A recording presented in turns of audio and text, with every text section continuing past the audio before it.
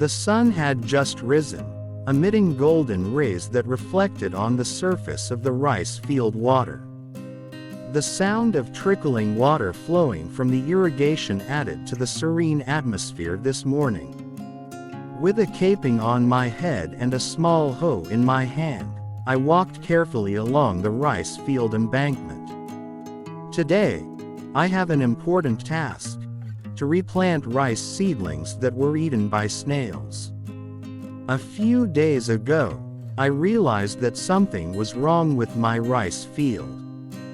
When checking the plants, I found many rice seedlings that had wilted, and some of them had even disappeared. Apparently, the attack of golden apple snails had disrupted my crop yields. The snails greedily ate the young leaves of the rice, leaving behind empty stems that could no longer grow. Before leaving for the rice field, I had prepared replacement seedlings. I took these seedlings from the nursery that I had prepared from the beginning. The seedlings were still fresh, about 10 days old, with strong roots and bright green leaves. I knew that to ensure uniform growth, the seedlings I used had to be healthy and of good quality. I also brought a bucket of water to keep the seedlings fresh during the replanting process. In addition, I brought a small hoe to make new planting holes, as well as a natural insecticide made from a mixture of soursop leaves and water to repel snails. In the rice fields, I began to check my plant plots one by one. Damaged areas were clearly visible, marked by empty gaps or seedlings that were almost eaten. I first cleaned the area from the remains of dead plants and weeds. Carefully, I pulled out the remaining rice stalks that could not be saved. After that, I made a small hole with my finger at each empty spot. Slowly, I planted new seedlings, making sure the roots were well planted in the muddy soil. I pressed the soil around the stem to make sure the seedlings stood firmly and did not fall over easily. Every seedling I planted felt like a new hope for this land. This golden snail attack is indeed not a new problem. This small animal can be a major threat if not handled immediately.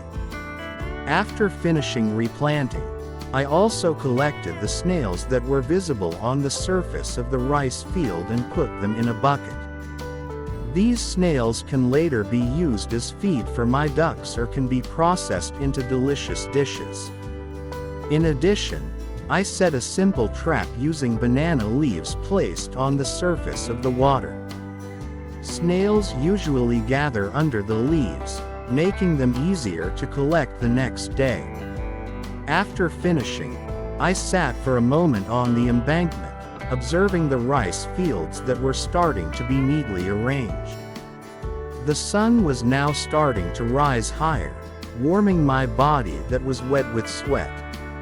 Although this work was tiring, there was a certain satisfaction in seeing new seedlings planted neatly in every empty gap.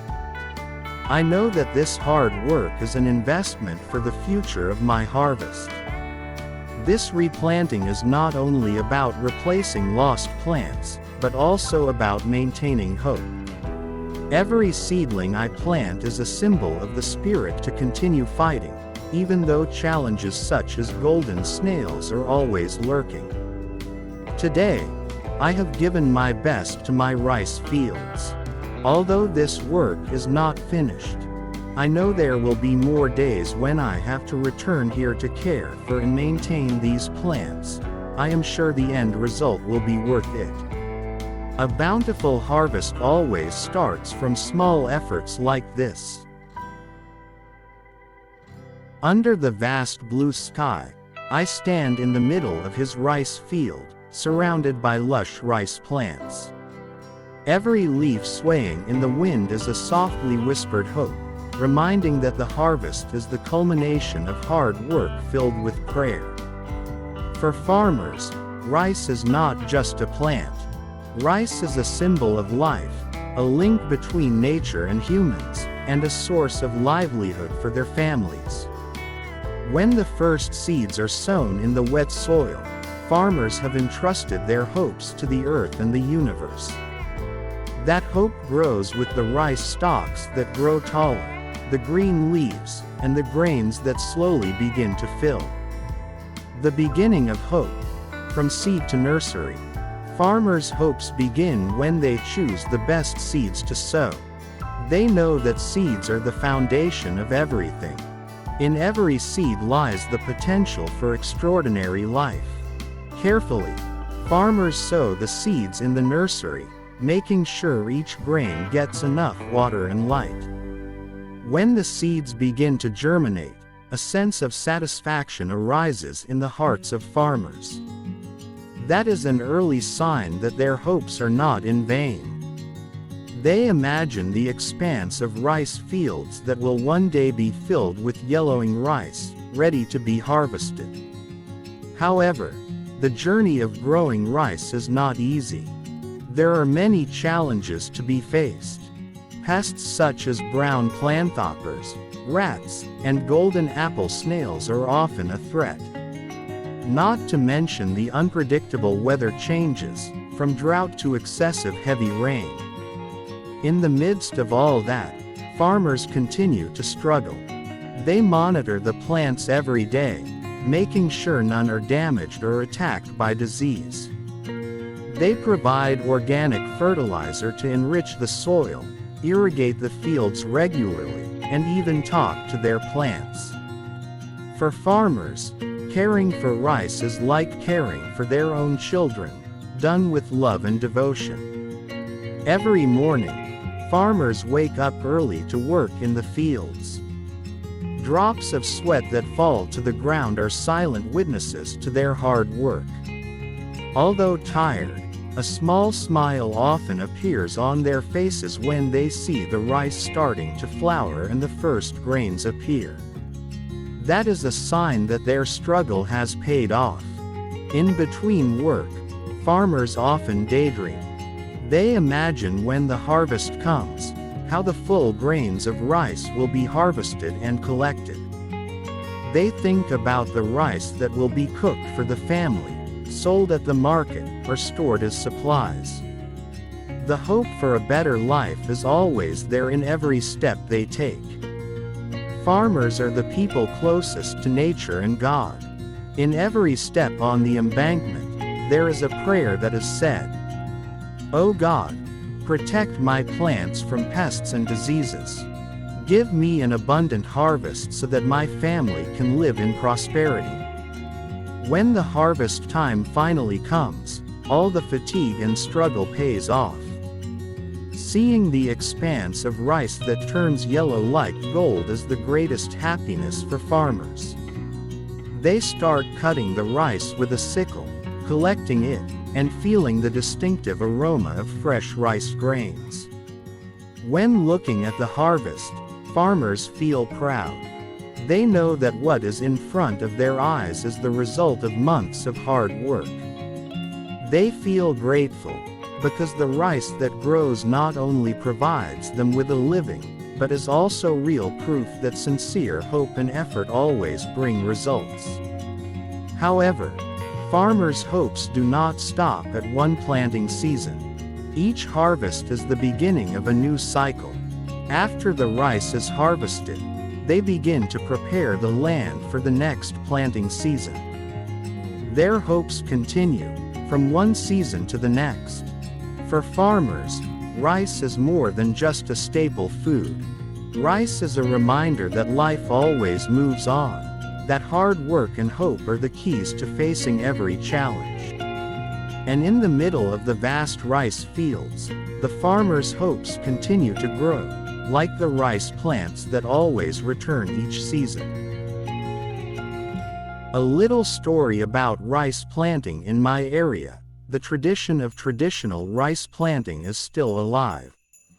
Although modern technology has penetrated various aspects of life, there is a beauty and meaning in maintaining the old ways. Traditional rice planting is not just a farming activity, It is a cultural heritage, a symbol of togetherness, and a form of respect for nature. The traditional rice planting process begins long before the seeds touch the ground. The rice fields must be prepared carefully, following the rhythm of nature. First, farmers plow the fields using buffalo or cows. These animals move slowly, pulling wooden plows that break up the soil into loose soil. For farmers, plowing the fields is not only physical work but also a form of interaction with nature. They work with buffalo who are considered like family members. With every step of the plow, the fragrant wet soil is smelled, indicating that the land is ready to welcome new life. After the land is plowed, the next stage is to level the rice fields using a harrow. This simple tool is used to ensure that there are no puddles that are too deep or areas that are too high. Water from the irrigation channels is allowed to flow evenly throughout the rice fields, creating an ideal environment for rice plants. Rice seeds are first prepared in the nursery. The selected seeds are of high quality, soaked in water to separate healthy seeds from the less good ones. Healthy seeds are then sown in a small plot specially prepared as a nursery. After a few weeks, the seeds begin to grow into young green seedlings. This is a stage full of hope for farmers. They watch the seedlings carefully, ensuring that every leaf that grows is the beginning of the harvest they dream of. When the seedlings are strong enough, usually 20 to 25 days old, it is time to plant rice in the fields. This activity is often carried out by village farmers together. They work together, helping each other in an atmosphere full of togetherness. Farmers walk to the middle of the rice fields, ankle-deep water soaking the soft mud. Deftly, they pull the seedlings out of the nursery, then start planting them one by one. Each seedling is planted at a uniform distance, forming neat, orderly rows. Although it looks simple, the process of planting rice requires special skills. The seedlings must be planted at the right depth so that the roots can grow strong, but not too deep so that they have difficulty developing. The position of the seedlings must be upright, because that determines their growth in the future. During the rice planting process, the atmosphere of togetherness is very much felt. Farmers work while chatting, laughing, and even singing to dispel fatigue. Traditional songs often accompany this work, adding to the spirit and joy. In some areas, traditional rice planting is also accompanied by traditional rituals. A simple ceremony is performed to ask for blessings from God and ancestors, so that the rice grows well and the harvest is abundant. This tradition reflects the deep connection between farmers and nature and spirituality. After the rice is planted, the farmer's job is not over. They must care for the plants with great patience and perseverance. Weeds that grow between the plants must be removed manually. Pests such as golden snails, leafhoppers, and birds must also be monitored so that they do not damage the rice. Irrigation is carried out traditionally, using a simple irrigation system. Farmers rely on rain and natural water channels to keep the soil wet. All is done by paying attention to the natural cycle, without damaging the balance of the ecosystem. Traditional rice planting teaches many life values. From plowing the fields to harvesting, everything reflects the attitude of mutual cooperation, hard work, and gratitude. Farmers do not only work for themselves, but also for their families, communities, and even future generations. This process also reminds us that humans are part of nature. Land, water, and air are gifts that must be preserved. By planting rice traditionally, farmers show their respect for the earth that gives life. Planting rice traditionally may seem old-fashioned amidst rapid modernization. However, behind its simplicity, there are noble values that cannot be replaced.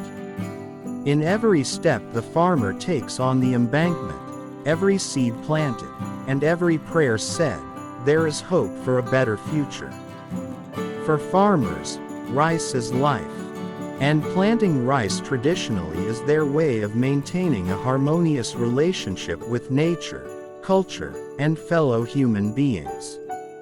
It is a heritage that should be preserved, as a reminder that progress does not always mean forgetting the roots of tradition. After the sun began to rise slowly, the sweat that flowed down my forehead felt like it was wetting my face. The sound of trickling water on the rice field embankments seemed to accompany my footsteps. However, this body began to ask to stop for a moment to relieve fatigue. It's time to take a short break. A gentle breeze is blowing. I want to immediately take the bottle of water that I had placed on the embankment, sip it slowly, letting the freshness fill my tired body. In the distance, the sound of birds chirping seemed to help calm me down. For a moment I closed my eyes, feeling how peaceful this atmosphere was. Just for a moment, I said to myself. After that, I will come back again, continuing the work that is waiting. Look at the view, it's very beautiful. Thank you for watching my presentation and see you on another occasion.